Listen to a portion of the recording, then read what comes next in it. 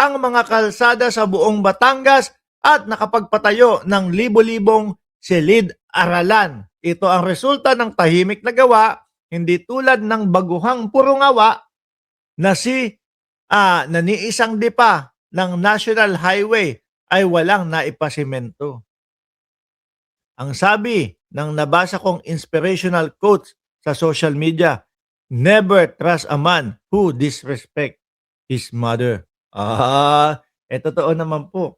Kung ang nanay, magulang, tatay, ina ang hindi na nirerespeto ng isang tao, ano po tayo, mga kababayan? Di po ba? Ano ho tayo, mga boss chief amo, sir? Kung yung nagluwal na sa kanya na dapat ay pinaka irerespeto at pinaka gagalangin niya, hindi niya na ginagalang, ano pa tayong mga kapwa niya? This is a bitter brat prone to tantrums, even bad-mouthing the woman who gave birth to him in front of many people. Ginagawa pala nila Biste yun? Nagtatantrum siya? Nagsasalita siya ng mga gano'n sa magulang niya, sa nanay niya? Grabe ha. Sa 30 taon ko sa serbisyo, ngayon lang ako nakaharap ng isang taong ganito. Mas ganid, mas tuso, manlalanse, at kayang isang tabi ang katotohanan para lamang sa pansariling kapakinabanganan. At saka ho, mga kababayan, bilang isang bata, grabe, ganito na yung mga pinag-iisip mo. Di ba, Monet? Kahayukan na, kaswapangan na sa posisyon. He is the range and dangerous person who will even skin his loved ones and use their skins to drumbeat his empty achievement to feed his narcissism. He is the leading national inventor of lies and in a desperate... Bakit ba binoto ng mga taga Batangas to? Sila Biste. Ano? Proud pa kaya yung mga taga Batangas dito kay Lebiste?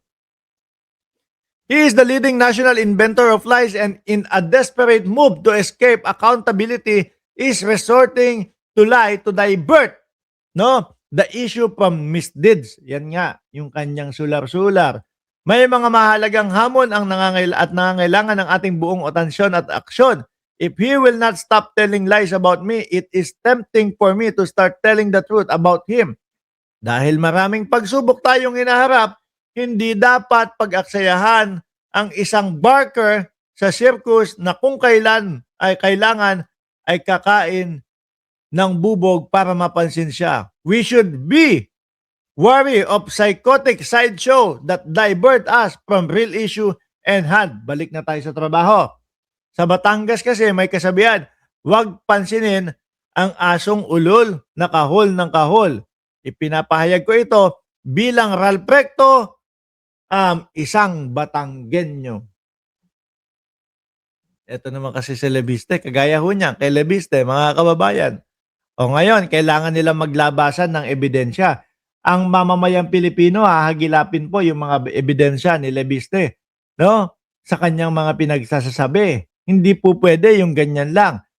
Mukhang nabudol na tayo doon sa una niyang mga sinasabi na kagaya na lang po nung sa ano tawag nito? Cabral Files niya na walang nangyari kaya iniwanan yung issue na yun. Ngayon lumapit naman, pumunta naman dito kay Ralph Recto para siraan naman po, mga kababayan.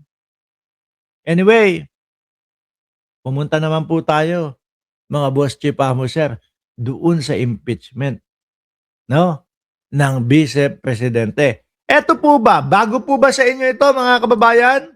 Yung mga ganitong balita po, bago po ba sa atin itong mga ganitong balita, mga boss chief amo sir, na ang Duterte Block o yung mga senador ni dating Pangulong Duterte, sila Robin Padilla, ay haharangan yung impeachment ng Vice Presidente. Tingin ko hindi na po, mga bossing. Duterte Block, third, fight impeachment at House plenary, mga kababayan. Ito yung mga kapal mooks po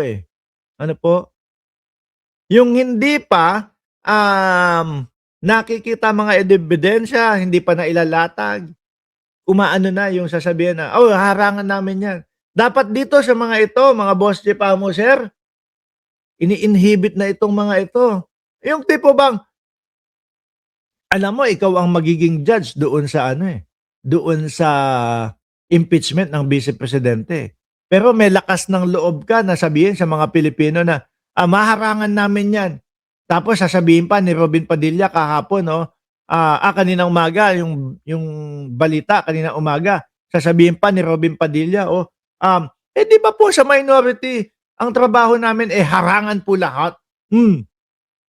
Ang trabaho po namin ay i-oppose po lahat, mga kababayan. Rinig na rinig natin 'yon. At kung itatanggi ni Boss Binoy 'yon, meron tayong video nun, nakatago lang po dito sa mga ano, sa laptop natin. Ano, 'di ba?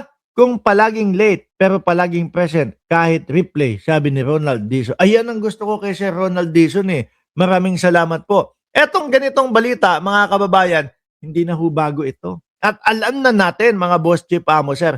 At yung mga DDS nga po, 'di ba? Yan ang kanilang ipinagmamalaki at ipinagyayabang. Sige lang, okay lang, no? Diyan sa Kongreso, talakayan yung talakayan, maglabas kayo ng maglabas ng ebidensya, ganito, bla bla bla. I-push nyo yung mga impeachment na yan.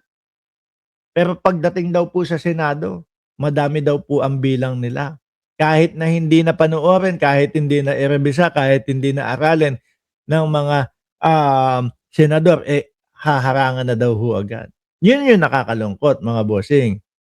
'Di ba?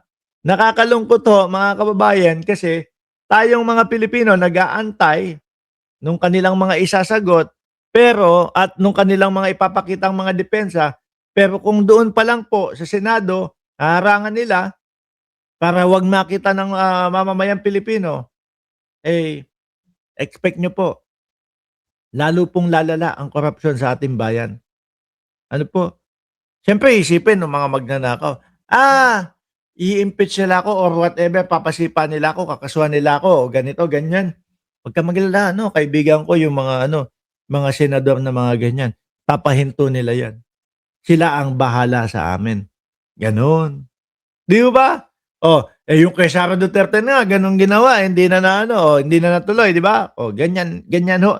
Lalakas ang loob ng mga yan, mga bossing. Naku, nandito na pala yung pisang ko. Madalas naman sa replay na rin ako nakakanood. Basta kapag kadaan ko diyan sa Singapore, kakainin ko lang lahat yan, ha? Yung ipapakain mo, ihahanda mong mga pandesal at yung mga kaya toast. Game! Ngayon, mga kababayan, dito. Kakagulo na yung mess. Si Atty. Lorna Capuna naman po, mga bossing.